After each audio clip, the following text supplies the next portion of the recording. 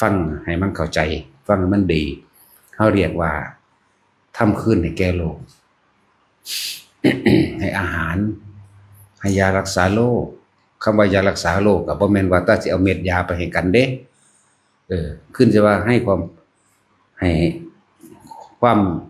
มีความปลอดภัยทั้งความเจ็บปวดหรือทำให้สุขภาพแข็งแรงนั่นแหละ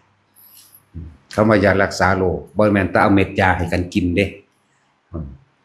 ผ้าส่งโรงพยาบาลกับแมนเข้าใจว่าล่ะผ้าส่งโรงพยาบาลจ่ายค่าโรงพยาบาลจ่ายค่าหมอให้จ่ายค่ายาให้นี่เอิ้นว่าให้ยารักษาโรคมันสิควบสองอยู่แล้วนะควบสองท่านพวกนี้สั้นแล้ว ให้ยานพาหนะก็บ่ได้แปลว่าเอารถให้กันเด้เดี๋ยวสิเว้าเบื้องต่ำซะก่อนให้รองเท้าใส่นี่ก็เรียกว่าให้ยานพาหนะหรือให้รองเท้าใส่ให้ห่มที่ไปกลางไปกันมื้อนี้เป็นเครื่องอำนวยความสะดวกอย่างหนึ่งหรือว่าให้อาศัยรถโดยสารเดินทางไปนำคือเฮามีรถเองเฮามีเกวียนเองเฮามีม้าเองสิไปสายน้อไปหันไปนี่พอดีล่ะไปน้ำข่อยก็ได้นี่ก็เรียกว่าให้ยานพาหนะถึงที่สุดของยานพาหนะก็หมายถึงซื้อรถให้เลยจังซี่มันเฮาก็ว่านั้นถึงปานนั้น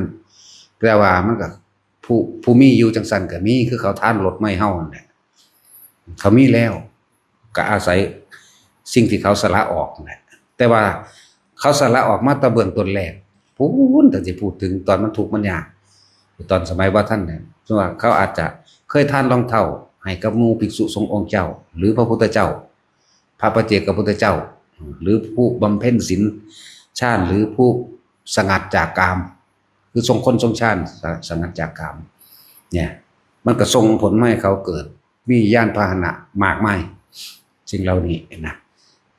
มาตกในศาสตร์นี่บัดนี้เขาก็เกิดกลายเป็นคนร่ำคนรวยขึ้นมาบางคนถึงขั้นมีเครื่องบินส่วนตัวไปเลยเบาๆซ้ำเรื่องรถมันยังถืออยู่นั่นแหละมันก็เริ่มมาจากคุณแหละเริ่มมาจากการให้สิ่งของที่เขาเข้าใจว่าเล็กน้อยแต่ว่าบ่ได้เล็กน้อยเด้อนั่นแหละเฮามีเพียงใดเท่าที่กำลังตนมีเฮาก็เฮ็ดไปตามนั้นแต่ว่าใจเฮาพี่เด้เป็นตัวสละพี่ความไม่เข้าไปถือมั่นว่านั่นเป็นของเรานั่นบ่เข้าถึกไปถือว่านั่นเป็นของเรานั่นของเราสั้นๆแหละคือให้ทานไปแล้วก็แล้วไปเลยคือว่าเป็นความแม้กระทั่งท่านธรรมบทก็มีอยู่นะ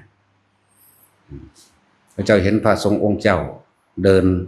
เบิ่งแล้วบ่มีรองเท้าถวายรองเท้าแก่พระคุณเจ้าองค์นั้นนี่นั่นแหละเริ่มต้นมาแบบนั้นแหละบางองค์เดินข้ามทะเลทรายจังซี่บางองค์ก็เป็นพระปัจเจกมันนี่รวยอย่างใหญ่บัดบางองค์ก็เป็นพระพุทธเจ้ามันเนี่ยเพิ่มเติมขึ้นมาอีกเด้นี่อานิสงส์แต่ว่าสิ่งสำคัญคือบ่หวังผลในทานบ่มีจิตอุปาทในผลของทานบ่สังสมว่าความอยากได้นั่นอยากเป็นนี่ดอกบางคนทานแล้วนี่ทำอันใดที่พระคุณเจ้าได้รู้แล้วขอข้าพเจ้าได้รู้ได้มีส่วนแห่งธรรมอันนั้นด้วยเถิดสาธุจบเลยเขาเจ้าจะบ่เอาหยังอีกนะการอธิษฐานตั้งใจมุ่งมั่นสู่จุดหมายลักษณะนี้ก็คือบ่ได้เป็นกิเลสบ่ได้เป็นตัณหาแต่ว่าเป็นหนทางแห่งความปล่อยแห่งความว่างมีอานิสงส์มากสุดโดยซ้ำไปบ่อยากได้ทางใดได้บัดนี้นั่นแหละแต่ว่าสำรวจตัวเองเด้อทำคืนแก่โลก คือเฮาอาหารยารักษาโรคเครื่องนุ่งห่มเสื้อผ้าหน้าแพร่มื้อนี้เฮาก็สละไปให้ผู้เขาบ่มีโดยมนุษย์โดยคนทุกข์คนยากเฮาเห็นอันใดเฮาพอให้ได้ให้ไปคนบ้าคนหยังก็ว่าไปเนี่ยบ่ได้ถึงขั้นให้สูงสุดเพราะว่าเฮาบ่ทันอาจจะบ่ทันมีถึงการให้สูงสุดให้ยารักษาโรคเข้าใจแล้วเนาะให้ทานอาหารเข้าใจแล้วเนาะให้เครื่องนุ่งห่มบัดนี้เครื่องนุ่งห่มอันสูงสุดบัดนี้ซึ่งเป็นของหาทานได้ยากคือหยังเอาผ้าไตรผ้าจีวรนี่เป็นการมันหาโอกาสทานยากที่สุดเด้ หมายถึงชีวิตที่ผ่านมาแหมบ่แม่นเอาเดี๋ยวนี้เด้เพราะว่าเฮาเคยท่านมาแล้วพวกเฮาเลยมาพบมาพอแบบนี้จักว่าเฮาเคยท่านในเขตของพุทธศาสนาเฮาเคยท่านในเขตของพุทธธรรมมันพวกเฮาก็เลยได้เวียนรอบอยู่ในจังซี่ล่ะอย่างน้อยแม้นสิทุกข์ยากแต่ว่าเฮาก็บ่ได้ตกในที่ลำบากจนเกินไปเหมือนพวกต่างประเทศที่เขาลบกันสู้กันนั่นนะพวกเฮายังโชคดีอยู่นี่เพราะว่าเฮามาเวียนว่ายอยู่ในเขตของพุทธะนะซั่นแหละเฮายังเดินตามรอยของผู้รู้อยู่เอิ้นว่าเขตแห่งพุทธศาสนานี่แหละ ให้ทานหนึ่งสูงสุดของการคำว่าให้เครื่องนุ่งห่มนี่ก็คือท่านผ้าไตรนี่ทั้งสั้นแล้วพระมหากัสสปะกษัตริย์สมัยหนึ่งเพิ่นก็เกิดเป็นคนทุกข์คนยากกันแหละแต่เพิ่นมีโชคดีอย่างหนึ่งเพิ่นไปตัดเอาไม้ในป่าไปหาฟืนนั่นแหละก็มีผ้าด้ามพื้นหนึ่งแหละมันเห็นพระปัจเจกพระพุทธเจ้าองค์นั้นกำลังหยิบผ้ามันบ่พอดีเลยก็เป็นสิ่งที่ท่านกับเพิ่นกำลังต้องการสินะเพิ่นก็น้อมเอาผ้าที่เพิ่นนุ่งอยู่นั่นแหละผืนเดียวนั่นเด้น้อมเข้าไปถ้าพวกถ้าพระคุณเจ้าบ่รังเกียจว่าท่านของผู้ขาเป็นของคนทุกข์คนยากเป็นของคนต่ำเป็นของขอท่านเป็นจันท่านคุณเจ้าว่ารังเกียจขอพระคุณเจ้าได้รับซึ่งผ้า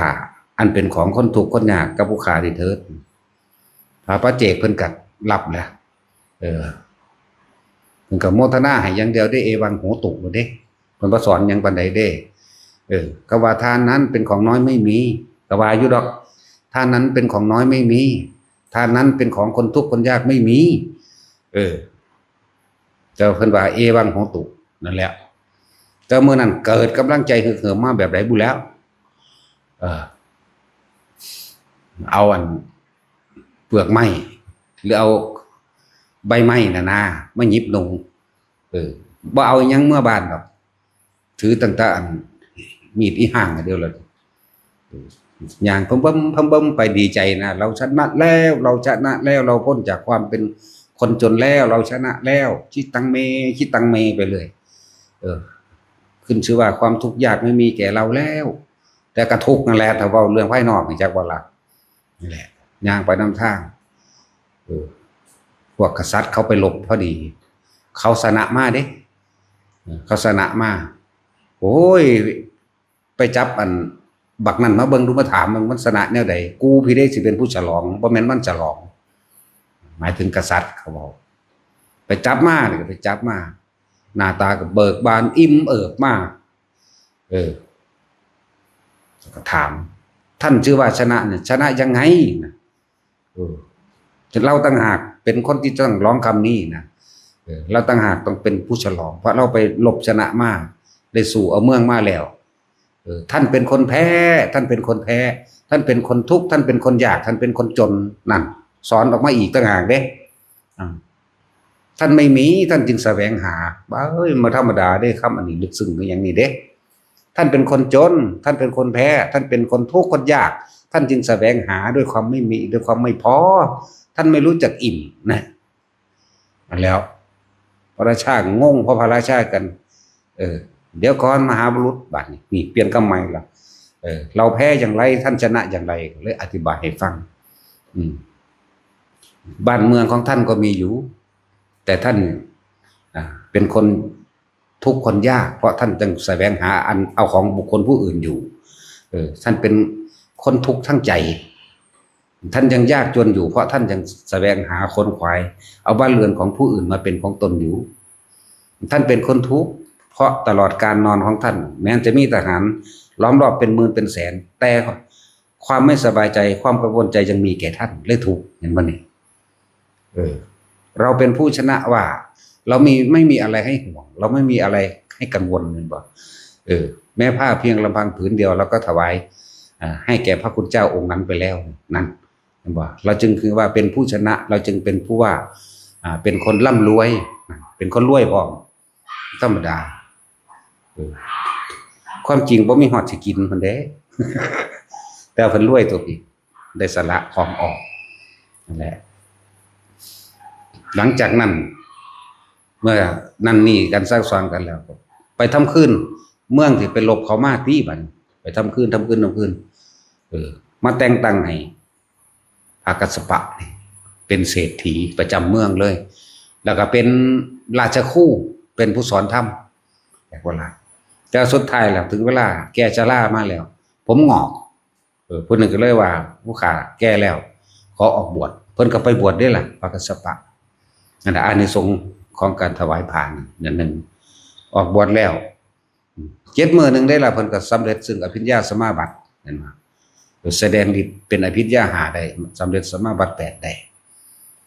เวลาใดที่กษัตริย์เศร้าหมองหรืออย่างนี้เพิ่นก็มาแสดงธรรมให้ฟังสุดท้ายแล้วกษัตริย์นั่นก็แก่ชราเหมือนกันหัวก็งอกพอดีถอนผมมาเส้นหนึ่งผมขาวก็เลยเอามาให้เบิ่งแล้วก็ส่วน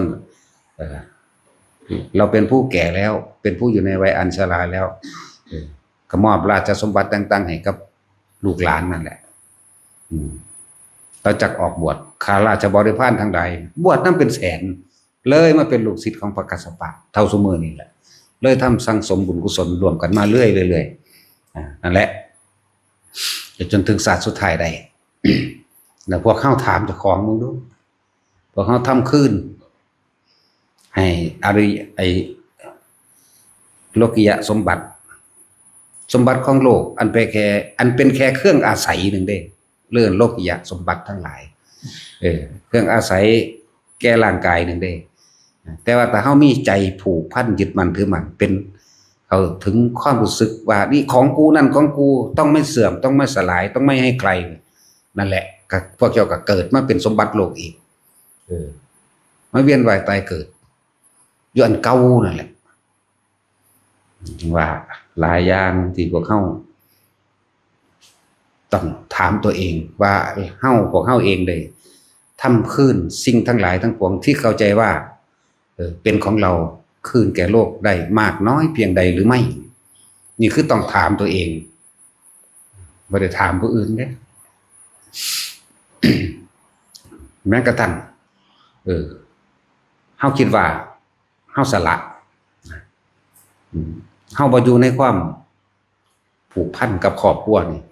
บางคนตัดออกจากครอบครัวมาแล้วนะคือว่าสละในส่วนตาก็บ่เห็นหูก็บ่ได้ยินเขาเนี่ยก็เป็นการสละตัวเองออกมาบัดนี้มาอยู่ในคณะหมู่พวกที่ว่าปฏิบัติธรรมรวมกันยังมีสิ่งหนึ่งที่สละออกขาดหรือยังคือความเอาแต่ใจคือความยึดมั่นถือมั่นในหลักการหรือความเห็นของตนเองที่มันเป็นใหญ่เวลาถูกด่ากูบ่ยอมต้องอธิบายเหตุผลยังไงเพื่อจะเอาชนะเพียงแค่ความคิดนั่นแหละชนะความคิดเห็นแล้วก็ถามเขามานี่ตัวลึกเขามาแล้ว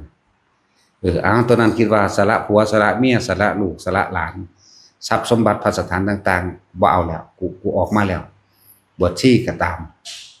หรือสิสละมาเพียง1 อาทิตย์หรือเดือน2 เดือน3 เดือนก็ช่างต้องสละในเดือนหนึ่งก็ให้มันขาดไปลงหมู่ภิกษุสงฆ์บัดนี้เฮาบ่ได้ไปกังวลกับลูกกับเมียเฮาบ่ได้ไปกังวลกับสมบัติพัสถานใดๆเฮาสละโดยความจริงใจหรือยังสละออกจากความยึดมั่นถือมั่นหรือยังหรือยังมีเมียอยู่หรือยังมีลูกอยู่หรือยังกังวลกับการทำมาหากินอีกอย่างอยู่จึงบอกว่าภิกษุสงฆ์เฮามีโอกาสมากที่สุดเฮาบ่ได้ข้องเกี่ยวกับครอบครัวเลยควรทำโอกาสนั้นให้เต็มที่นะแม่นบ่ล่ะควรฉวยโอกาสนั้นเฮาบ่ได้กังวลกับเวลาสิไปตอกบัตรทำงานบ่ได้กังวลกับรถสิบ่ท่าบ่ได้กังวลกับการรอรถบ่ได้กังวลกับเวลาเลิกงานหรือเริ่มงานทั้งเลิกทั้งเริ่มบ่ได้กังวลกินข้าวเช้ากับหยังนอ กินข้าวเที่ยงกับหยังนอกินข้าวแลงกับหยังนอเฮาบ่ได้กังวลแล้วเด้มันสละออกมาเหลืออยู่แนวเดียวแค่เฮาอยู่กับตัวเองให้ได้หั่นตัวเองคือลมหายใจตัวเองคือสติตัวเองกับคือแค่ความรู้สึกตัวนึงหรือสิกังวลหยังอีกเฮ็ดได้เต็มที่ตามข้อจำกัดสมมุติคนที่ว่ามาบวชรองานหรือไปทหารคืออันบักหัวฟูมันมาบวชมันแค่ว่ามันจะไปพัด2จังซี่มันก็ทำเต็มที่ของมันใน3เดือน4เดือนนั่นแหละนี่นะเรียกว่าขาดออกตัวนั้นแหละสิเป็นเครื่องหนุนมันเองในภายภาคหน้าเพราะหน้าที่มันต้องมีแต่ว่าพวกเฒ่าๆแล้วนี่นะมันสิแนวใดอีกหรือพวกบ่มีนี่นะพวกบ่มีภาระอีหยังหรือสิไปหาภาระทางใดมาอีกจังว่าถามเจ้าของพวกนี้สิเอาอีหยังกับมันอีกชีวิตกับพานนี่ยังมามากบ่แห้งนั่นแหละต่อคนต้องเข้าใจแค่คำว่าหากินซ้ำตายมันเข้าใจบ่แห้งแล้วล่ะนะไหลเบิ่งโลดปู่ย่าตายายของเฮาตายเบิดล่ะเพิ่นก็บ่อาจสามารถเอาหยังไปทำได้ทรัพย์สมบัติใน4อย่างนั่นปัจจัย4เป็นเครื่องอาศัยทางกายเป็นแค่เครื่องพานบ่แม่นเครื่องยึดถือเอาไปได้พอให้ทานได้เฮาก็ให้ทานไปตามเหตุผลของมันตามเหตุตามปัจจัยเฮาก็ให้ไปตามกำลังใจของเฮาเองบ่แม่นให้โดยบ่มีปัญญานะแม้กระทั่งเมตตาก็ว่าเมตตาแบบโง่ๆอีกเบิ่งใดเป็นโทษใดเป็นประโยชน์อันใดควรอันใดบ่ควรพร้อมนั่นแหละหมู่ภิกษุสงฆ์บวชเข้ามาแล้วบ่มีภาระหยังจะสร้างภาระตัดสินใจออกมาได้พอแห้งยังสิมาเอาภาระใหม่ไปกังวลหยังความหาอยู่หากินคนเฮามันก็แค่หากินซ้ำตายนี่เบิ่งดูนี่ภิกษุสงฆ์ไม่หยังก็กินเทื่อเดียวนี่ก็เหลือแต่ว่ากินมื้อเดียวหั่นแหละเพราะจังอัตภาพให้ร่างกายเป็นไปบ่ให้มันเจ็บมันปวดมันหิวมันเหนื่อยซื่อๆเด้ครั้งเดียวคาบเดียวก็ได้ครับคนกินหลายๆมีแต่คนเป็นโรคเด้อพวกกินดีๆอาหารดีๆแบบนั้นแบบนี้นี่เป็นโรคมากยิ่งกว่าพวกกินทีเดียวสิเบิ่งโลดนั่นแหละบัดนี้สำรวจคนมีอายุยืนส่วนมากมันอยู่นำพระนี่เด้ล่ะเนาะมีพระเฒ่าๆนั่น90กว่า100กว่าเป็นสิเด้ถามเบิ่งกันสันทีเดียวนึงเด้ล่ะแถมซ้ำช่วงที่เพิ่นฝึกหัดปฏิบัติขึ้นบ่สันซะเลยเป็น10มื้อ20มื้อโอ้ธรรมดาคิดมั่งฉันมั่งบ่ฉันมั่งเด้นั่นแหละเพิ่นพยายาม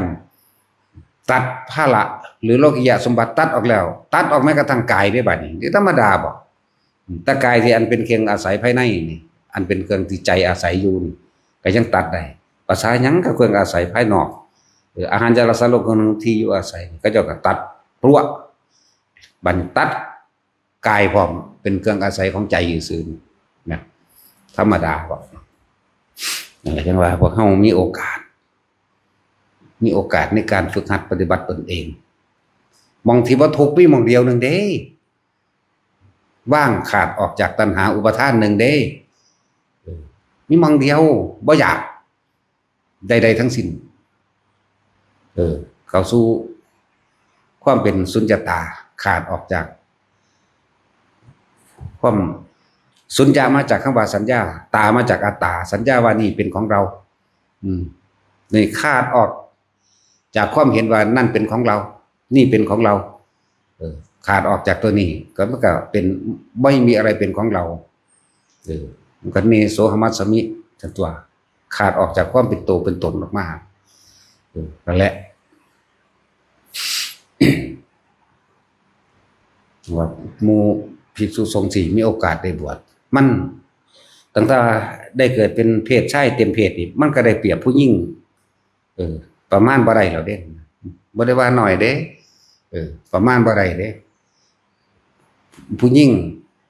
เอากำลังเป็นสาวหรือเป็นสามเณรจังซี่เอาไปทุดงเมืองแน่เขาสิจับข่มขืนเอาแม่นว่าล่ะซั่นแล้วจักเอาแต่12ปีนี่ซุมื้อนี่คนนึงเป็นบ้าอยู่แล้ว12 13 14 15 20 50 60มันก็สิจับข่มขืนอยู่ได้เดี๋ยวนี้เบิ่งดูนั่นน่ะแต่เอาผู้ชายได้เปรียบเท่าใดเขาก็บ่ข่มขืนดอก เนาะ สั่นแล้วต้องอยู่ในภิกษุเพศภาวะอีกทั้งสั่นแล้วไปกว่ากันอีก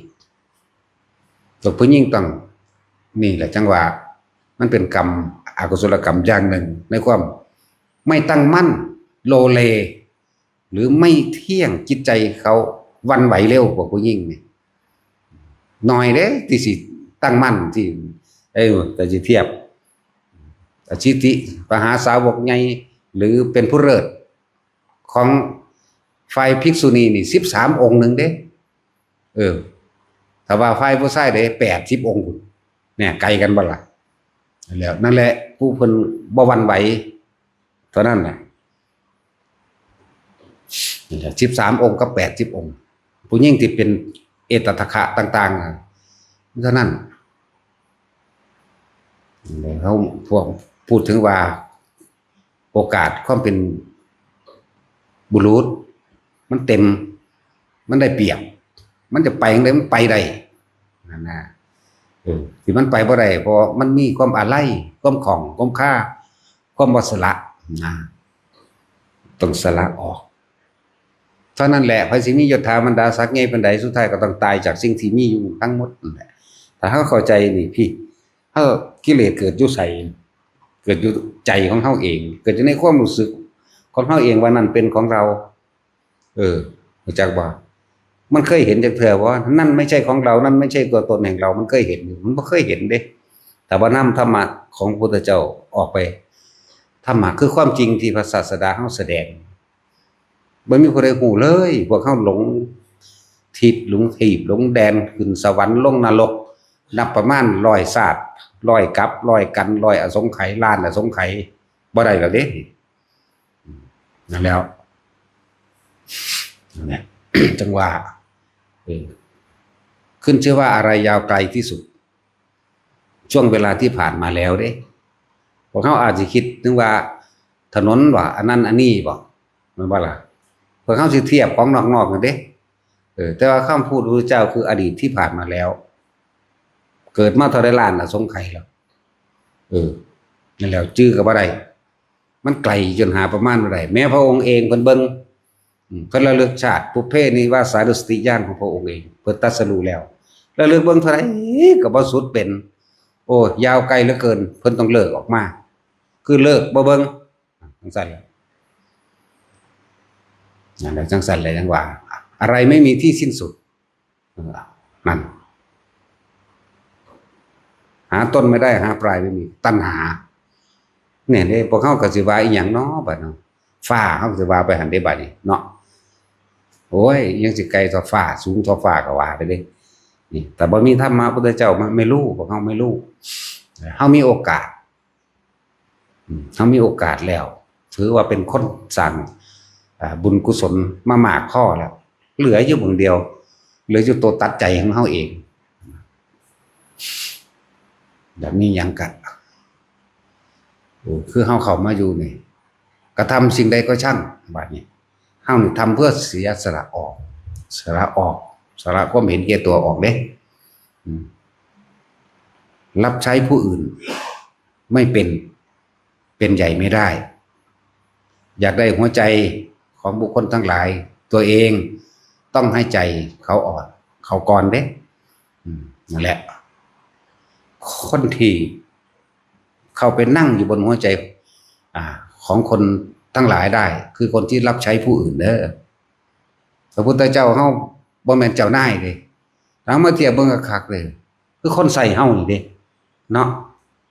นั่นแหละแต่ว่าเฮาเคารพนับถืออยู่ตรงใจเฮาเลยมันบ่ได้ใส่ไผเด้น่ะสละตนเองมาทุกภพทุกชาติเลยเป็นกวางก็ยอมให้เขาฆ่าเป็นเต่าก็สร้างแล่นลัดเขาเป็นคนโดดลงให้เสือกินเป็นคนย่อมถูกประหารแทนหมู่เป็นนกก็ย่อมสารพัดนับบ่ได้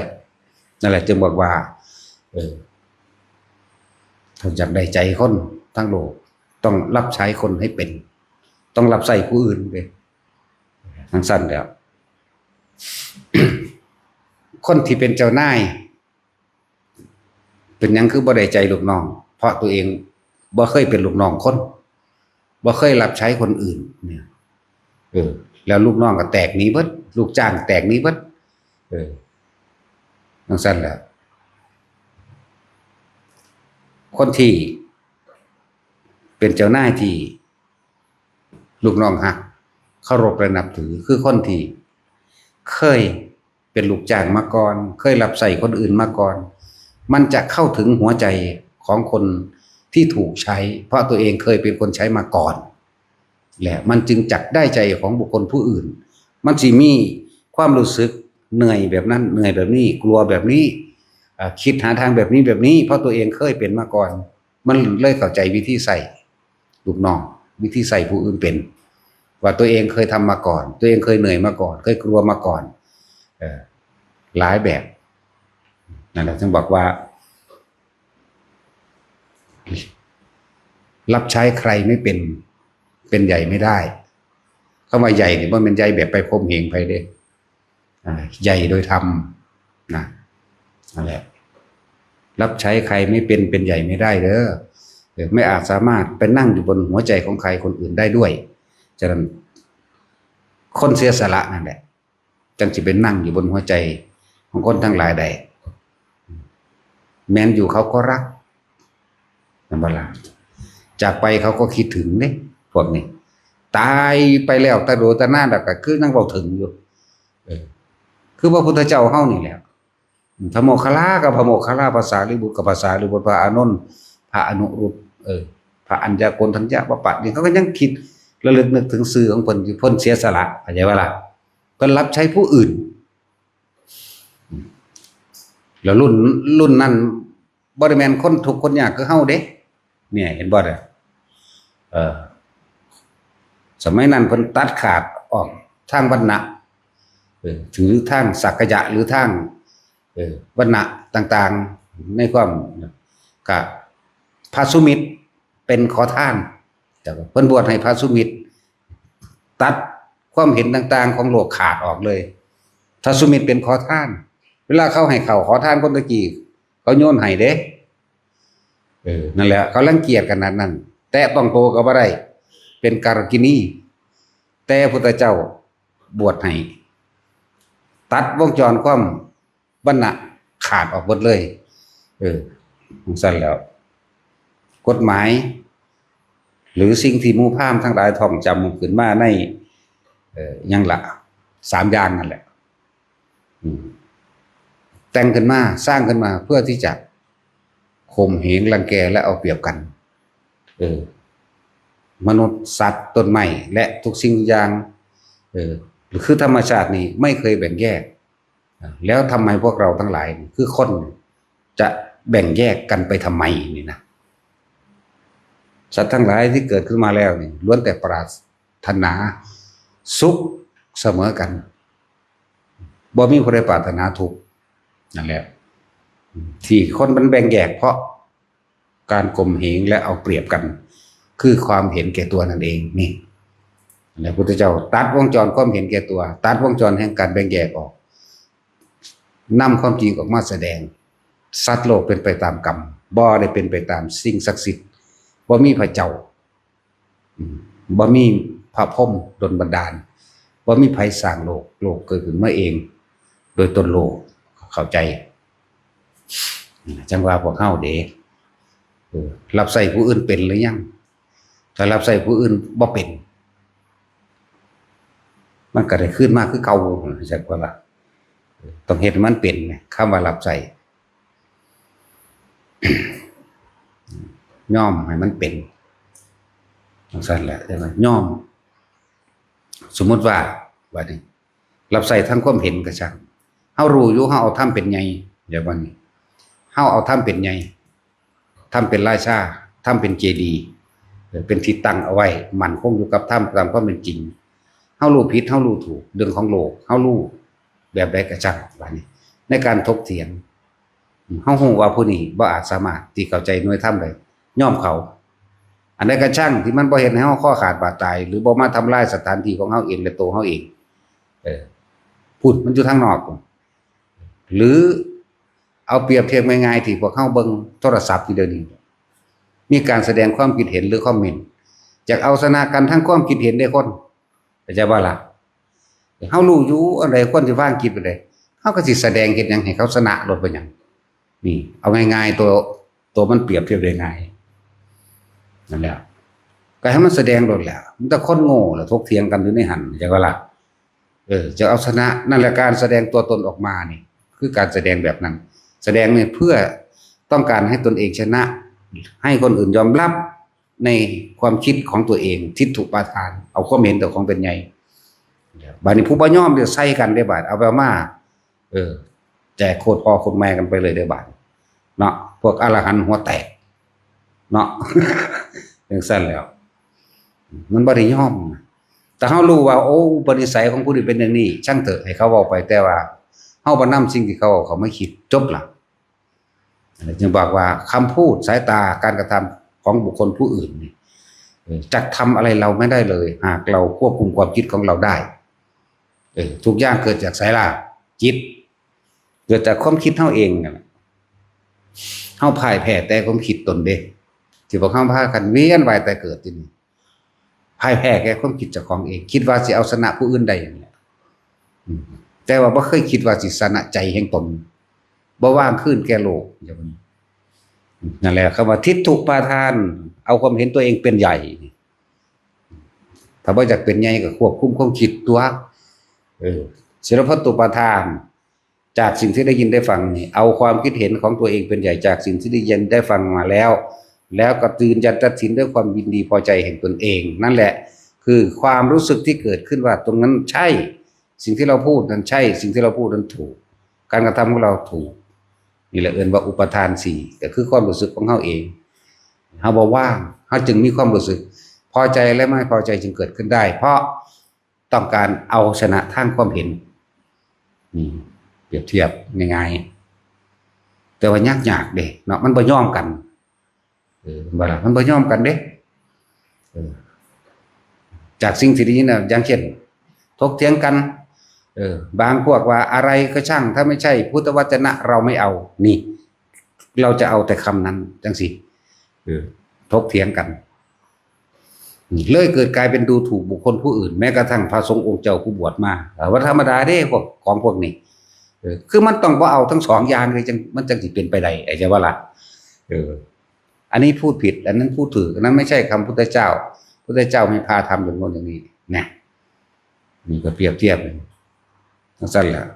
จากสิเอาชนะกันไปเฮ็ดหยังเนาะคือเขาว่านั่นแหละคือเขากำลังสัตว์กันอยู่นั่นแหละสุดท้ายแล้วก็หมู่ภิกษุสงฆ์นั่นแหละเป็นผู้สืบมาแต่ว่าเฮาบ่ได้ไปติดในตัวบุคคลเฮาบ่ได้ไปติดในตัวบุคคลสิ่งที่เพิ่นสอนไว้หัวใจมันมีอยู่แล้วมรรคมีองค์8อริยสัจสี่เข้าใจปฏิจจสมุปบาทเข้าใจแค่ว่าอนิจจังทุกขังอนัตตาจบแล้วอันใดเกิดอันนั้นก็ดับแหละผู้ใดยึดผู้นั้นก็บ่ดับก็ไปเกิดนำมันที่ยึดนั่นแหละแน่ตรงนั้นนึงอนิจจังทุกขังอนัตตาจังซี่บัดนี้ก็ไปยึดตัวบุคคลจากการได้ยินได้ฟังผู้นั้นน่าเชื่อถือกว่าผู้นั้นเป็นพระเฒ่า80 ปีแล้ว60 พรรษาแล้วอย่ามาเว้าเซาหากบฏนี่คือยึดทั้งคู่เด้นั่นบ่แม่นยึดจังผู้เดียวเด้นั่นบ่ได้ฮู้โตได้ว่ายึดทั้งคู่รังเกียจคนนี้แล้วผลักไสออกนั่นแหละคือยึดบูชาคนนี้ศรัทธาบุคคลผู้นี้แล้วก็ยึดผู้นี้ไว้แต่รังเกียจผู้นี้จะว่าล่ะคือมันต้องทิ่มทั้งเบิดนั่นแหละทิ่มตัวใดก็ทิ่มความเห็นนี้ทิ่มความคิดเห็นนี่เองนั่นแหละวิธีทิ่มเพิ่นก็บอกอยู่เพิ่นสอนอานาปานสติก็สอนคือกันอยู่เนาะแต่ว่าเฮาคันไปยึดอาจารย์นะก็ยังว่าบ่ให้ยึดอาจารย์เอาแต่หลักความจริงที่นำออกมาแสดงที่เพิ่นแสดงออกมาแล้วเฮาสามารถปฏิบัติได้ถึงใดอันใดที่เฮาถึงใดอันใดที่เฮาเข้าใจอันใดที่บ่เป็นไปเพื่อความเบียดเบียนให้ผู้ใดผู้หนึ่งสิทธิทรัพย์สินเอาอันนั้นแต่ว่าบ่ไปรังแกไผนี่ไงนั่นแหละก็เฮ็ดไปหั่นตัวอย่าลืมว่าทั้งโลกเนี่ยเฮาบ่ได้สามารถจัดการสิ่งใดได้เลยจงจัดการตัวเองแหละจักบ่ล่ะ เฮาต้องเป็นผู้นำตัวเองโดยเอาถ้ำนั่นแหละเป็นเจดีย์เป็นที่ตั้งเป็นฐานเป็นความมั่นคงก็ว่าไปเป็นธรรมราชาไปใหญ่สุดคือถ้ำนี้โลดถ้าสิเว้าความเห็นมาได้ก็ปล่อยออกอันใดก็สร้างหน้าที่ยังมีความสงสัยอยู่ว่าผิดว่าถูกว่าจริงว่าปลอมนั่นน่ะแล้วก็ไปเกิดใหม่นั่นที่เจ้าของยึดนั่นแหละสงสัยนั่นแหละว่าเสียสละเฮาเสียสละจริงหรือยังต้องเสียสละแม้กระทั่งความเห็นว่าจะว่านี่ถ้าเฮาคือบ่นำเขามาคิดมันก็เสียสละแล้วเด้ล่ะเข้าใจบ่ล่ะนั่นแหละบ่มีความเห็นใดบ่มีความสงสัยใดอยู่เพียงกับลมหายใจก็ว่างของมันเองดอกทั้งสั้นแล้วลมหายใจอยู่หั่นแหละเนี่ยหลักสอนเพิ่นก็ให้อานาปานสติเป็นที่หนึ่งอยู่แล้วอันอย่างอื่นเป็น40อย่างเป็นแค่กุศโลบายอย่างหนึ่งซื่อๆเด้นั่นแหละบ่ว่าถามเจ้าของเฮาคืนสมบัติทั้งหลายเรานี่ที่เข้าใจว่าเป็นของตนแก่โลกได้มากน้อยเพียงใดแล้วเฮาทำคืนสิ่งที่เอาของโลกมาบริโภคมากน้อยเพียงใดเฮาทำคืนได้มากเพียงใดคือเฮาเอาต้นไม้มาเฮ็ดบ้านเฮ็ดเรือนเฮ็ดเตียงต้นไม้เฮาเอาหินมาปูเรือนเจ้าของเฮาแล้วเฮาเคยเสียสละสิ่งที่เฮาเหน็ดเหนื่อยมาจากเสียสละออกจากความยึดมั่นถือมั่นเสียสละนี่คือบ่หวังสิ่งใดตอบแทนสิ่งที่เฮาสร้างมาสิ่งเฮาหามาแล้วเฮาให้คนอื่นโดยบ่ได้คิดว่าสินำว่าสิเอาเครื่องตอบแทนนะแม้แต่คำขอบคุณก็บอกสิไปว่าหยังกับเงินกับทองสิไปว่าหยังว่าเขาสิมาทำคุณคืนให้แก่ตนบ่มีจักว่าล่ะคือเฮาเอาของโลกมานั่นแหละเอามาฟรีๆแม่ทุกคนที่ในนี่เคยตัดต้นไม้มาเบิดนะต้นไม้มันมีเจ้าของก็ถือว่าลักไปแม่นบ่มีเจ้าของก็ถือว่าเอาของโลกมาใช้เนาะเป็นของกูเด้บาดนี้นั่นล่ะเอาตัดมาจากป่าที่เป็นสาธารณะบ่มีเจ้าของปานนี้ก็มาจับจองว่าเป็นของกูนานเป็นละเด้บาดนี้สมมุติว่าเอาไม้นั่นมาเป็นไม้ค้านหรือเอามาเฮ็ดอันใดอันหนึ่งบัดนี้แต่ของเอามาเฮ็ดไว้ดีแล้วเป็นขาด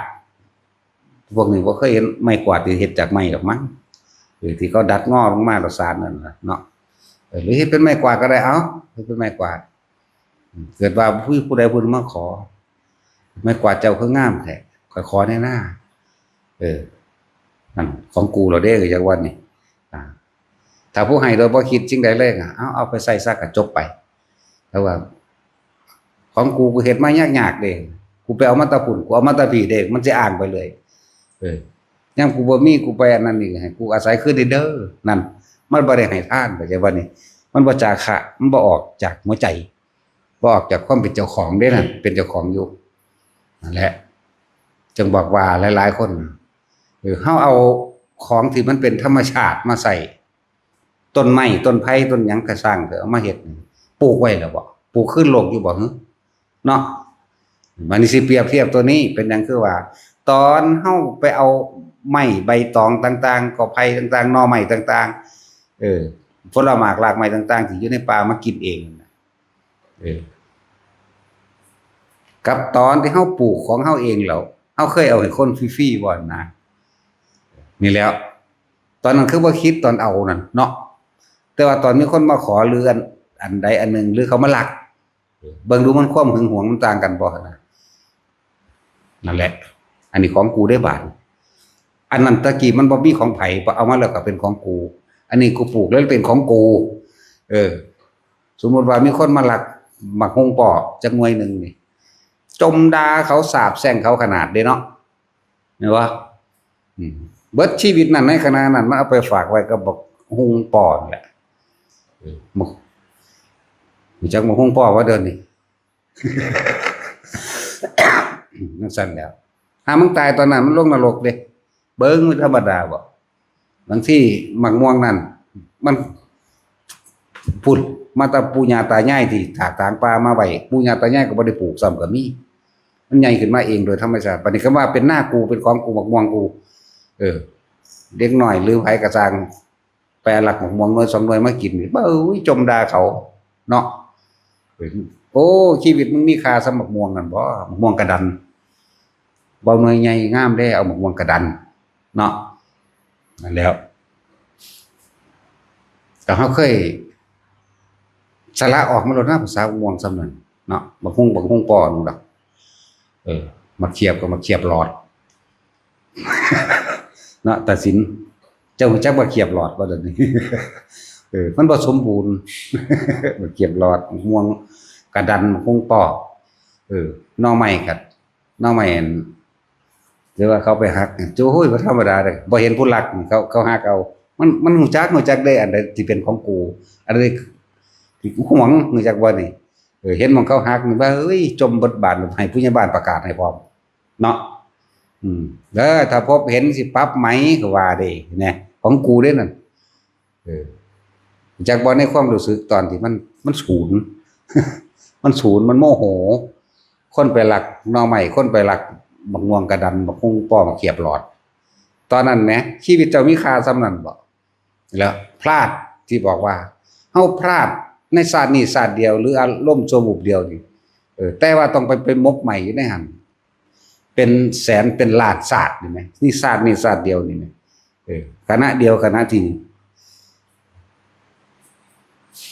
พลาดนิดเดียวนี่จะกลับไปตกนรกมกใหม่อีกเป็นแสนศาสตร์ล้านศาสตร์นี่ไกลเด้แล้วของกูมันบ่ธรรมดาสมบัติทั้งหลายแล้วมันเป็นของโลกขึ้นแก่โลกซะ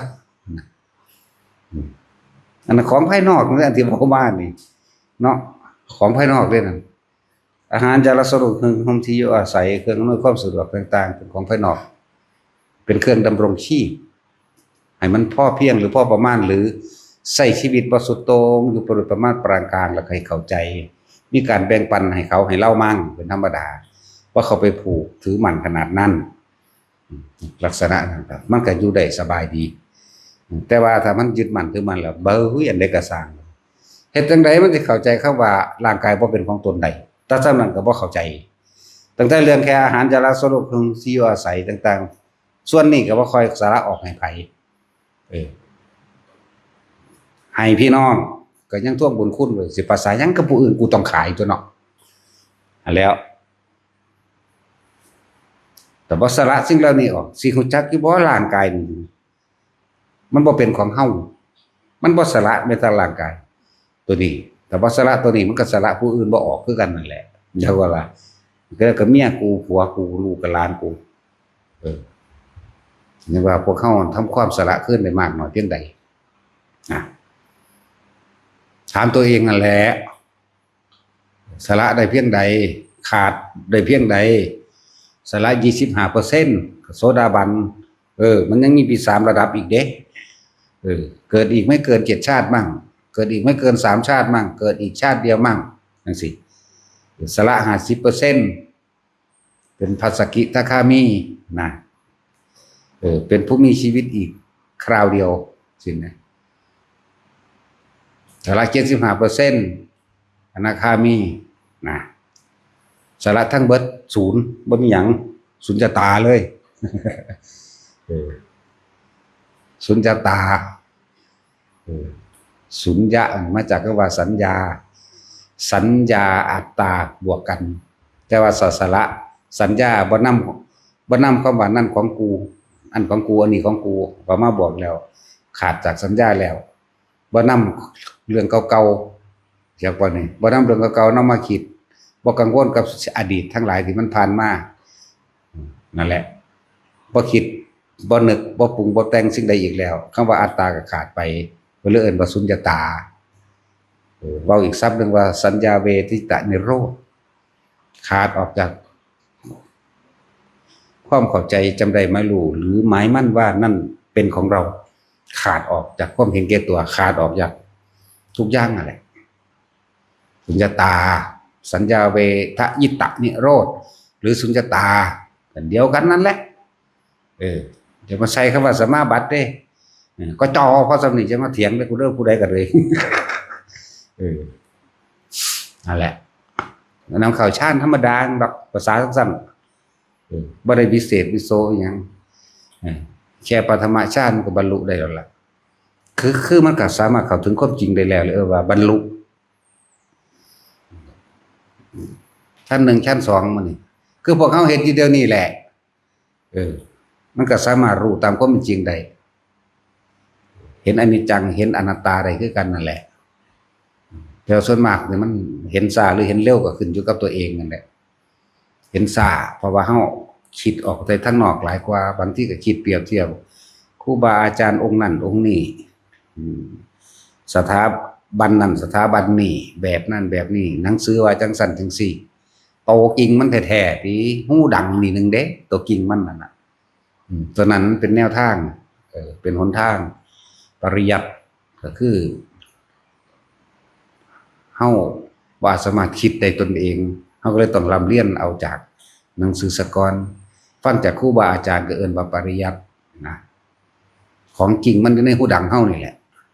กายกับใจเฮานี่ผลที่ได้มากหรือได้น้อยปฏิเวทก็ขึ้นอยู่ในเหตุของเฮาสร้าง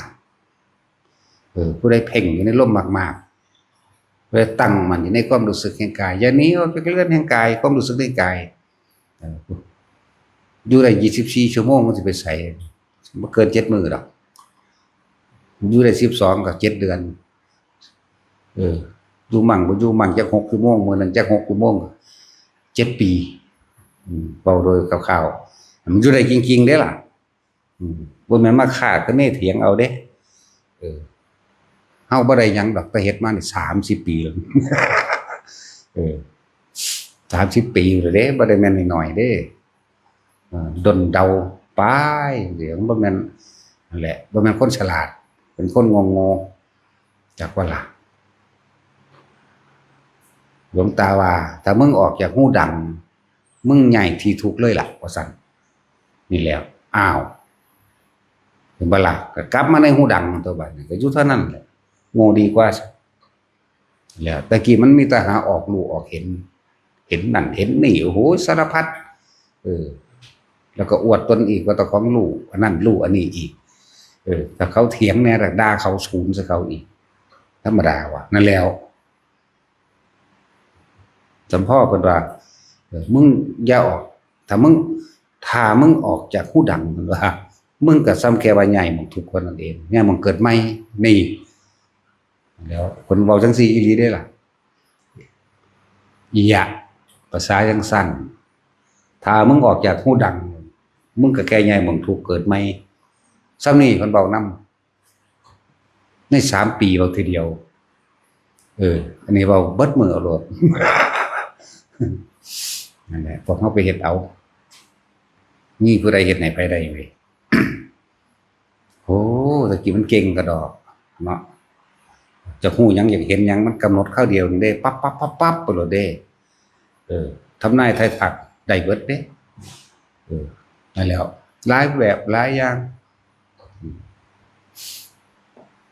เขาสิฆ่าเอาตีละเช้านั่นกันแล้วบ่ได้ว่าได้เรื่องสิไปบอกหวยบอกเบอร์บ่จักอันช่วยบอกไปบอกครูสิตายนั่นน่ะเจ้าจะไปจังซั่นแถวเฮ็ดจังซี่เจ้าสิรอดเขาบ่เฮ็ดนำเฮาเขาบ่เสือกตายอีหลีผู้ที่2ก็บอกผู้ที่3ก็บอกผู้ที่4ก็บอกผู้ที่5กูที่สิตายเองบัดนี้โหออกมาเบิดบ้านถือปืนแก๊ปถือดาบทุกคนมันสิฆ่าเฮาเห็นบ่บัดโว้ยหลาปานยังก็ได้ปานนั้นยังบ่ทันได้เข็ดจักว่าลาบอยู่ในสถานที่นั้นบ่ทันเข็ดในสถานที่อื่นกระเป๋าเงินเฮียอยู่ไสหูปั๊บบอกไปเอาโลดแม่โลดลืมสำเนาทะเบียนบ้านโอ้ยมึงลืมไปหม้องมึงนั่งนั่นมึงเหน็บไปหั่นไปเอาแม่นอีหลีบัดนี้เงินหายมื้อนึงบอกฮอดผู้ลักได้มีต่อมาทองหาย2 บาทบอกเขาอีกเป็นจริงเบิดเขาไปจับกันได้อีหลี บาดมันจะมาขาเฮาตีเป็นทั้งบักนั้นละบอก เลิกเลยบาดนี้อยากอะไรนั่นแหละบางมันเขาก็ฟังเบาไปซื่อๆดอกคือเรื่องลุมยุบเป็นดินถล่มฟังเบาซื่อดอกเรื่องสงกรานต์โอ้แมนสงครามบ่แม่นเรื่องสงกรานต์สงกรานต์มีอยู่แล้ว ศีลก็ฟังเบาซื่อดอกว่าน้ำฝันซื่อดอกกันเนาะแต่ศีลเฮานั่นแหละสงครามก็มีไปเรื่อยๆนั่นแหละ3 ปี4 ปีดีบดีปีหน้าแสดงว่ามันฟาดนิวเคลียร์ใส่กันเดาซื่อๆดอกว่าอันนี้ขาดคะแนนเอาคุยกันอยู่กับตาสินแล้วว่าเราบ่อยากเห็นไม่มันเร็วๆดีเด้ว่าสิได้เห็นอยู่เนาะแสดงว่าสิตายอยู่มื้อแรกนั่นหรือมื้ออื่นนี่บ่ แต่ว่าก็อยากเห็นนะว่าพวกอยู่เมืองนอกทรงชาติเจริญชาติเอาไว้ในตนเองจับจุดอุณโลมไว้มันสิขยายไปเรื่อยๆวงกว้างไปเรื่อยๆเด้อคนที่อยู่ในชาติเรื่องชาติอาจรอดได้จากว่าล่ะเพราะฉะนั้นเดี๋ยวบอกว่ากลับบ้านเด้อบอกว่าเป็นปีแล้วเดี๋ยวนี้เนาะจะมีพออยู่พอกินแล้วกลับบ้านซะ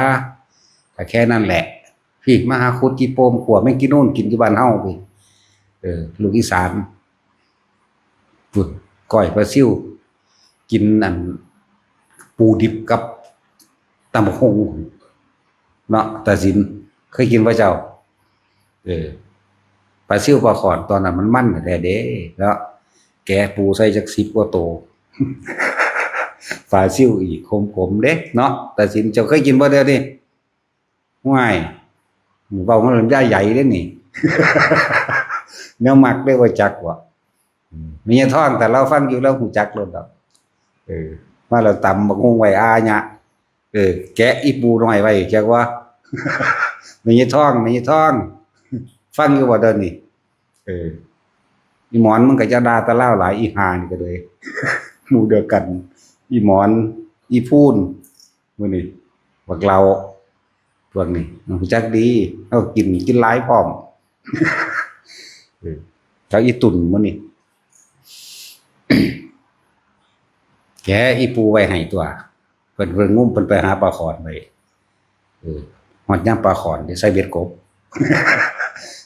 แกะตำบักหุ่งเผ็ดๆไว้เด้พวกกุ้งปลาซิ่วดิบอีปูเป็น10 กว่าโตเด้สดใส่เบิดถาดพระเข้าเรื่องพุ่นเด้บ่ได้น้อยเด้ยำควบมันคือหยังนี่แต่ได้หอยมาก็แกะหัวหอยดิบๆนั่นล่ะใส่จังซั่นแหละกินได้เบิดทุกเฮือนเพิ่นอ้วนพ่อเฮือนแม่เบิดขึ้นเฮือนใดหากินนั่นนี่ได้ไปเลยแต่ส่วนมากกินเฮือนไอ้ถ้อยมีท้องเพราะว่าเราเอาใจดี เรารู้จักแนวเฮามักอีปูดิบแกะดองมันออกเด้หักเครื่องไว้เด้ซั่นหาแนวให้กินดีไม่ใหญ่อันนี้ มีท้องมีบินไม่ใหญ่นอลูกญาหน้างานจังด่าไปบ่เป็นนั่นแหละผู้พาเข้าวัดแต่ที่แรกเลยก็ดีเจ้าฮอนมือตายเด้เก่งๆอ่านหนังสือบ่ออกแต่ว่าท่องหนังสือได้หลายกว่าเฮาอีกมีไผสู้แล้วกันอยู่ในนี่ท่องธรรมจักรฟังเทื่อเดียวเด้กะท่องธรรมจักรเอาอ่านอันนี้ให้แม่ฟังได้ก็อ่านเด้เขาก็อ่านซ่าๆเอาฟังเท่าบาดนี่เขาก็ซี่นำเด้บ่ผิดจักโตเอาโลด อันแนวอื่นๆนั่นคือได้มาหลายแต่หลวงปู่เป็นผู้บอกโอ้ยเราบ่เมื่อยบอกทีเดียวว่าซั่นป๊าดตัวบ่ธรรมดาเด้แล้วว่าเขียนหนังสือก็บ่ออกบ่ฮู้จักฮอดตัวกอไก่นับเลขก็บ่เป็นแต่ว่านับเงินถืออยู่เด้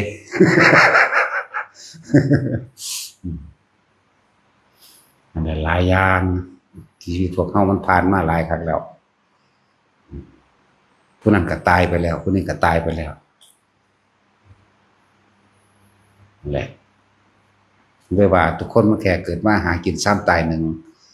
เฮาสละสุดส่วนทั้งในเฮาไปเด้บ่แม่นว่ามีที่ดินเท่าใดขายไปทำบุญเบิดบ่แปลว่าจังซั่นเด้สละแท้มันเป็นแค่เครื่องอาศัยก็อาศัยไว้จังซั่นเป็นเครื่องอาศัยไว้ถ้าอยู่อาหารจะรักษาโรคเครื่องที่อยู่อาศัยมันนี่เฮาก็เป็นบ่แม่นเป็นบ้าบุญบ่แม่นเมาบุญเด้ว่ามันหลงบุญเดี๋ยวมันจะได้บาปถ้ามันเมาบุญหลงบุญแล้วเนาะสละเห็นตามความเป็นจริงนั่นก็บ่เป็นของเฮาตัวกโนเฮตังพันเตนั่นแหละเว้ยบ่เป็นของเฮาก็ว่านั่นแหละเว้ยเป็นแค่เครื่องอาศัยหาอยู่ไปซ้ำตายเท่านั้นเองสืบไปลูกหลานมีอยู่มันก็หากินไปเรื่องของมันมีร้อยหนึ่งกับท่านจัก5 บาทอยากว่าล่ะมี1,000กับท่านจัก10 บาทก็เฮ็ดไปก็มี10,000กับท่านจัก100ก็ว่าไปมี100,000กับท่าน1,000มีล้านกับท่าน100,000นี่เลยเนาะ คอยสละออกตัวคอยสละออกไปเรื่อยๆแต่เฮ็ดหลายๆมันสิมาบุญมันสิเมาบุญสละสิ่งเหล่านี้ออกสละไปสละมาก็สละตนตัวสละแม้กระทั่งเพศตัวบัดนี้นี่แหละหมู่แม่ซี่ก็บ่มีเพศบ่มีผู้หญิงบ่มีผู้ชายหมู่พระก็บ่มีผู้ชายแล้วบ่มีผู้หญิงสละแม้กระทั่งเพศตัวสละออกวัดไม่มีหญิงไม่มีชายไม่ใช่สัตว์ไม่ใช่บุคคลเราเขาตัวตนบ่มีนั่นแหละจังว่าเรื่องจากการเสียสละก็คือการรับใช้ผู้อื่นให้เป็นถ้ารับใช้คนบ่เป็นอย่าหวังว่าสิได้ใจคนแล้วหลายอย่างที่พวกเขาต้องหันกลับมาเบิ่งตนเองนั่นแหละผู้ที่เสียสละผู้แรกที่สุดเลยพระพุทธเจ้าสิได้เป็นกษัตริย์สิขึ้นครองราชย์ด้วยอีก7 มื้อบ่เอาเบิ่งดูร่ำรวยมหาศาลที่สุดขุมทองทั้ง4มีอยู่นี่ตัดบ่พกบ่พ่องเป็นเด็ดนั่นขุมทองทั้ง4นั่นจังซั่นแล้วสิได้เป็นกษัตริย์ทองนี่แหมเมียก็มีบักหลายแหมนางพิมพาเป็นเมียใหญ่เมียน้อย 74,000 คนน่ะโลดจนตานอนทั่วบ่ตาสินข่อยอยากได้หลายกว่านั้นเด้ข่อย1,800,000 เขาบ่เอาหน่อยเด้เขาจะเอา1,800,000เขาบ่ยอมแพ้เราดอกหลายคนก็สิคิดแบบเจ้าของนั่นเนาะโอ้เขามีกำลังมากรู้จักบ่ล่ะพระอินทร์เนี่ยเอาว่าเศร้าเด้แต่เอาเศร้าอยู่วันพระโอ้ยไปคิดถึงเขาอีกแล้วโอ้บ่รอดอีกแล้วกูกำลังเผลอเนาะตัดสินแต่พระอินทร์ก็ด่าได้ภาษาหยังกับคนกับหมาเนาะก็มีกำลังมากเอาคิดเบิ่งว่านั่งวิสาขามีกำลังเท่าใดเอามีกำลังปานสร้าง100 เชือกพุ่นเด้ขนาดนั่งวิสาขาแม่เราก็หิเขี้ยวเด้รู้จักบ่ล่ะว่าเราได้ลูกจักคนพวกเจ้ารู้จักบ่ก็มีกำลังมากตัวลูก20พุ่นแหมแม่นว่าซั่นหิเขี้ยวบ่เอาแถมซะบ่เฒ่าอีกเนาะหัวตายก่อนอีกก็ธรรมดายังนั่งในทำกลางลูกหลานเรียนหลอด220 คนนั่งห่มข้างเราอยู่เบิ่งดูลูก20ลูกของลูกอีกยาวไปเรื่อยลูกของลูกก็20คือกันได้เขี้ยวคือกันเด้มันน่าจะเป็นน้ำกรรมพันธุ์หรือแนวใดเนาะพวกเจ้ากล้าด่าคือข่อยบ่ตอนนี้แต่สินเจ้ากล้าด่าเราบ่เราเป็นอริยะเด้ข่อยนี่อริแย่เด้ข่อยพ่อบายได้คนก็ว่าไปโลดเด้220มั้ยเลี้ยงเต็มอยู่แต่ว่าเราเป็นนางอยู่ท่ามกลางลูกหลานเราเองยังซ้ำผู้สาว16 ปีนี่แหมจังซั่นแล้วถ้ายอมเราเอาถ้าเรายอมเอาผู้อื่นอีกก็สิมีคนเอาอยู่เด้เพราะเราบ่เฒ่าแต่ว่าเราบ่เอาซื่อเนาะจังซั่นแล้วขนาดนางวิสาขายังมีกำลังปานสากหลายเสือกสิไปเว้าหยังกับพระพุทธเจ้าดุจดังช้างพันเชือกพุ่นเด้นั่นน่ะสร้างมานี่ซ้ำเพิ่นจะมือสุกไปนี่แค่เพิ่นเบิกซื่อมันก็ล่มแล้วเด้ บ่ทันได้ถึงมือแตะเด้นางวิสาขายังใส่มือแตะอยู่สร้างตัวนั้นก็เลยก้นที่ทางขี้แตกปูดขึ้นไปมันธรรมดาบ่แล้วนั่นน่ะเขาเจ้ามีบุญสั่นแหละ เฮานี่บ่เอาละบุญนี่ข้านน้ำใส่เนาะตัดสินเจ้าเฮ็ดไว้หลายๆเด้อเจ้าน้ำใส่เอาเด้อบัดนี้ โอ้ยสิเป็นน้ำใส่บุญจังหั่นเนาะบ่เอาหยังล่ะนั่นแหละเฮ็ดคือมื้อนี้เป็นมื้อสุดท้ายตัวอดีตก็บ่มีถ้าบ่มีอดีตแล้วอนาคตก็เกิดบ่ได้ดอกเว้ยคือเฮาคิดถึงสัญญานั่นแหละสัญญาเวทิจนิโรธสัญญาก็คือเรื่องราวเก่าๆที่เฮาเคยผ่านมาถ้าเฮาคิดถึงแล้วก็ปรุงแต่งนั่นว่าอารมณ์มันก็เกิดนั่นแหละอนาคตก็เกิดแล้วเด้นั่นน่ะพบเกิดแล้วเด้นั่นน่ะสั้นแล้วคือมันคิดก็ว่าจิเจรุนิก็เหมือนกันจิตก็เป็นผู้รู้ทุกสิ่งทุกอย่างก็รวมอยู่ในหันแหละรู้ลบรู้รสรู้กลิ่นรู้เสียงรู้วัตถุกอย่างนั่นแหละเจก็หมายถึงจิตเจตนาหมายถึงเจตนาคือการคิดถึงนั่นเองก็เราสิคิดถึงก็คิดถึงสิ่งเก่าๆนั่นแหละคิดถึงสิ่งที่มันเป็นรูปนั่นแหละถ้าเฮาคิดถึงสิก็เกิดจากว่าล่ะแต่ว่าจิตนี่รู้ก็รู้อยู่เฉพาะมันแต่ว่าบ่คิดนึกปรุงแต่งต่ออีกไม่มีเจตนาตัดขาดแล้วรู้ซื่อๆรูปใดก็เกิดขึ้นไม่ได้อารมณ์ความรู้สึกเกิดขึ้นไม่ได้มันก็นิพพานขาดออกจากความคิดนึกปรุงแต่งแสวงหาความอยากได้อยากดีอยากมีอยากเป็นนั่นวิธีมันก็ลมหายใจนั่นแหละบ่พอไปมืออื่นดอก พอมันเก่านี่แหละลมหายใจจากของเองเฮ็ดไปเถอะมันทั้งรู้ดอกเฮ็ดไปเรื่อยมันคงรู้จักดอกเด้อเกิดมาพอแล้วจะเสียเวลาจะสิไปเสียเวลาลงไปนรกมันพอแห้งก็เด้เสียเวลาเกิดเป็นคนอีกก็พอแห้งอยู่เด้ แต่เทวดาก็ยังเสียเวลาเด้บ่ต้องไปเว้าถึงนรกเปรตสุรกายเดรัจฉานมีโอกาสนักก็เก่านำซ้ำเติมกันอยู่ในหั่นอดีตบ่มีอนาคตบ่มีจักว่าล่ะแล้วพวกเขาบอกยากสอนยากพวกเขาบ่เฮ็ดนำก็สร้างเขาเด้นรกสิสอนมันเองดอกพวกนี้มันสิจื้อได้ดอกนะสิบ่เฮ็ดอีกแล้วเด้จื้อคือหยังนี่เด้ว่าธรรมดาเด้นี่เฮาเอาตัวเองเป็นประกันนี่เฮาบ่หาต้องไปเว้าเรื่องในสัตว์นรก4ตัวนั่นก็ได้ทุสานะโสนั่นน่ะเอาตัวเองนี่เก่าขึ้นไปนี่กูสิบ่เฮ็ดมันธรรมดาบ่ใส่เบ็ดใช่ว่าล่ะทุบหัวปลาทิ่มอีปูลงไฟกีปลาสดๆบ่ได้ฆ่ามันมันดินปลาเข็งมันถาบมือศูนย์ตีมันหมุนมึงดูนั่นธรรมดานั่นแหละอารมณ์สัตว์นรกเป็นสั่นนั่นแหละถิ่มแหน่มันลงธรรมดาบ่แต่ของไปลงเอาเองคิดพอได้บาดนี่อันโตเฮาเฮ็ดไว้นั่นมันขึ้นมาในความรู้สึกของเฮาในใจเฮาทันทีเลยอุ้ยกูจะบ่เฮ็ดอีกแล้วแต่ว่าเฮาขาหอยเฮาจะขาบ่ได้มันว่าตัดสินเปลือกมันก็สิมนๆใส่มันก็สิกี้แล้วมันก็กินยากเนาะ ขาอีปูนี่ก็ขามได้เอาเนาะแต่ขาปลายังรู้จักได้ตีหัวหาข้อแน่ตายเร็วขาเป็ดขาไก่ยังไข่อยู่เด้เนาะ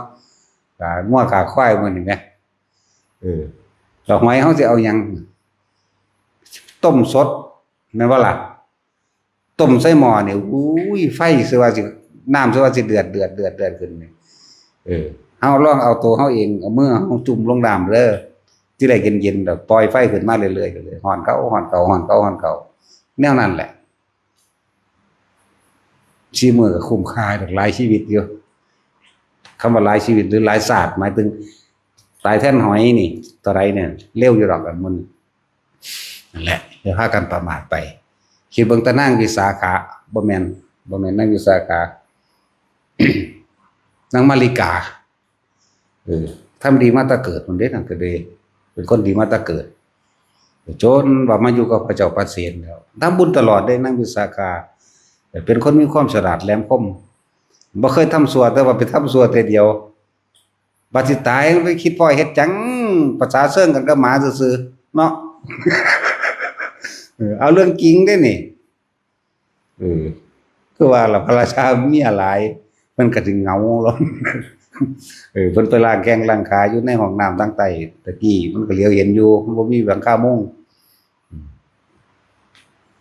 ไอ้พระเจ้าพระเสนก็ถามโอ้ยหญิงชั่วหญิงเลวเธอนี่ไปทำบัตรสีบันเถลิงกับสุนัขที่จริงเฮ็ดจริงเด้นั่นอยากว่าล่ะเอากันอีหลี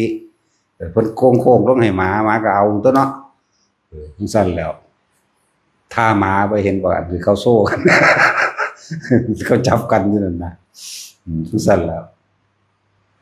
บัดนี้เพิ่นก็ตัวว่าบ่ได้เฮ็ดแม่นบ่ตัวว่าบ่ได้เฮ็ดเด้นั่นน่ะถ้าอย่างงั้นขอพระองค์เดินลงไปข้างล่างเถอะบัดนี้เพิ่นก็ตัวผัวเพิ่นแหละพระองค์ทำอะไรกับแพะว่าซั่นตะของกันเอากับหมาอีหลีบัดนี้ความจริงมันตัวเจ้าของบ่ได้เด้ไปตัวว่าอ้าวหรือว่าถ้าจะจริงไว้ว่าซั่นก็เลยยอมได้เรางามนั่งมาริกาเรางามบาดสิตายติไปคิดพ่ออันเดียวที่เจ้าของก็เฮ็ดชั่วนั่นเบิ่งดู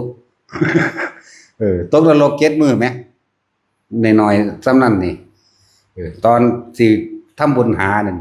พระเจ้าพระเซนกับพระยามสิถามเลยนางบริกาไปเกิดไสก็คิดว่าสิถามมาถึงแล้วลืมพุทธเจ้าเพิ่นหางมีแนวถามก่อนเว้าก่อนความนั้นก็มีดอกแล้วว่าได้โอกาสถามในหนังสือว่าดลบันดาลด้วยฤทธิ์ว่าซั่นเพิ่นบ่หาแต่ใช้ฤทธิ์ดอกซ้ำนั้นของคนบ่ได้สู่เพิ่นอยู่แล้วนะถามนั่นถามนี่ไปเรื่อยลืมไปแต่ละมื้อวันมื้อที่8มาติมื้อสุดท้ายหงายพระเขาเพิ่นก็บ่ถามเพิ่นก็ดังแล้วพระเจ้าข้าพระนางมาริกาของหม่อมฉันไปเกิดณที่ใดอ๋อไปสวรรค์สันดุสิตว่าซั่นตั้งแต่ไปตกนรกตกนรกอีก7มื้อนึงดอกบ่ได้หลายดอกเราเฮ็ดชั่วหน่อยๆนึงเด้พวกเขาเฮ็ดชั่วบักหลายเลยรู้จักบ่ล่ะแม่นบ่ชั่วเฮาก็เฮ็ดมาหลายดีเฮาเฮ็ดนิดน้อยนึงนึกถึงความดีเข้าเดียวนิดหน่อยแล้วตัดสิน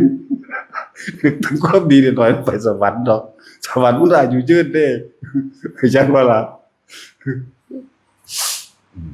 แม่นว่าตัดสินทั้งชีวิตได้ค่อยว่าเจ้าบ่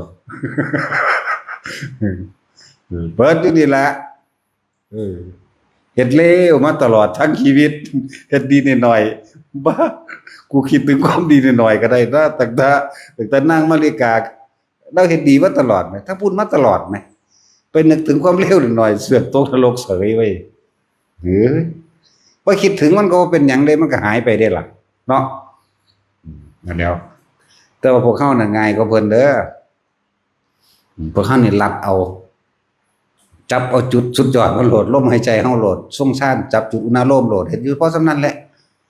บ่คิดดีบ่คิดเลวเลยล่ะดีก็บ่คิดถึงเลวก็บ่คิดถึงบ่ไปนึกถึงหามจักอย่างล่ะจักบ่นี่มันก็จบซั่นตัวจักบ่ล่ะนั่นแหละเอาสมาทาน